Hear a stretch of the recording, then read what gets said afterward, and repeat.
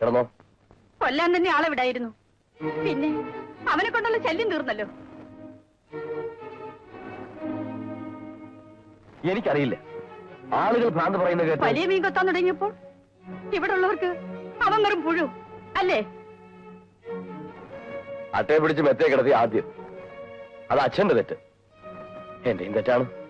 എന്നാകെ നിങ്ങളൊക്കെ തമ്പരാക്കന്മാരായത്? കട്ടും കവർന്നും 10 കാശ് വന്നപ്പോഴേക്കും തമ്പരാക്കന്മാരില്ല, ദൈവങ്ങളാ. ആരും ഒന്നും ചോദിക്കില്ലല്ലോ. പതുക്കെ പ്രയാസപ്പെട്ട് തടുത്തു പിടിച്ച് ഒരാൾ വന്നു. ഇനി അത് പെങ്ങളോട് പറയണം. അവന്റെ കഴുത്തിൽ തൂങ്ങി നടക്കായിരുന്നല്ലോ ആദ്യം. അപ്പൊ ആർക്കും വിരോധമില്ല, സന്തോഷം. ആരാ വിളിച്ചു വരുത്തിയത്? ആരാ അവനെ തലയിലേറ്റിക്കൊണ്ട് നടന്നത്? നിങ്ങളൊക്കെ തന്നെ. എന്റെ അനിയൻ പാളിപ്പതിങ്ങി രഹസ്യത്തിനൊന്നും വന്നതല്ലല്ലോ മുമ്പ്. പെങ്ങളുടെ വയറ് വീർക്കാതിരുന്നത് അവന്റെ തന്റെ ഇടം കൊണ്ട്.